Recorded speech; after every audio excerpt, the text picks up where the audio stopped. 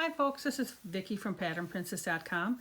Today I wanted to show you just a really quick tutorial on how to do the herringbone half double crochet. I have used this now in a couple crochet patterns and I just love the little, just a little added bit of texture. When you do the herringbone half double crochet, I'm going to try and hold this so you can kind of see there's a little ridge right here and a little ridge right here. And then on the back side, every other row is a ridge. So this little swatcher is just 10 herringbone half double crochets long. And then I've done 1, 2, 3, 4. So my next one, the ridge is going to be on this side. So you can already see that ridge forming here. So it's always on the top side of where you're working.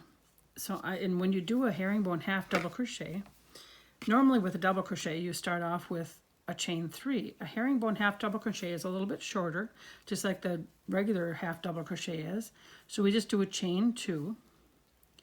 So 1, 2. Now this accounts for this stitch right here. Okay, so this is the first double crochet, or I should say that it counts as the first herringbone half double crochet.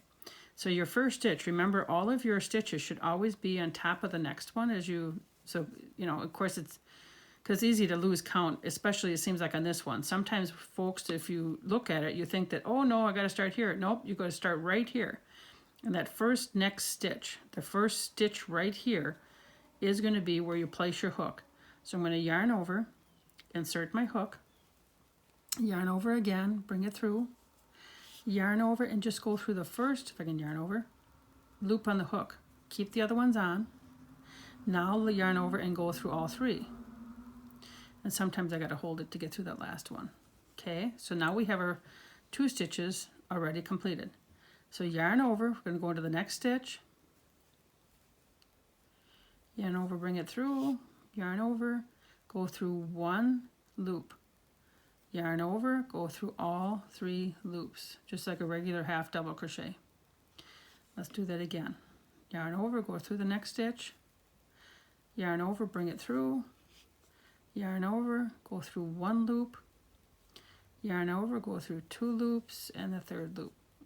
Sometimes it's a multiple process like that because I can't always get through all 3. So yarn over, bring it through. Yarn over, go through 1 loop. Go yarn over, go through all 3 loops. Yarn over, go through the yarn over, draw it through 1 loop, yarn over, draw it through all 3 loops. Yarn over, go through 1 loop, and then all 3 loops. Yarn over, go through this hole, yarn over, go through 1 loop, yarn over, go through all 3, yarn over, go through the hole, yarn over, go through a loop, and yarn over through all 3. So now we have 1 stitch left, so we got to make sure that we get in that top stitch there and go get through both loops if you can. There we go. And then through 1 loop, and then through all 3. So that row is complete, and let's make sure we count to make sure, right? But you can kind of tell it's already, I just made a square, right? It's all square now. So if we're going to be measuring it for gauge, we'd measure how many across, and you know, is that a 4-inch square yet?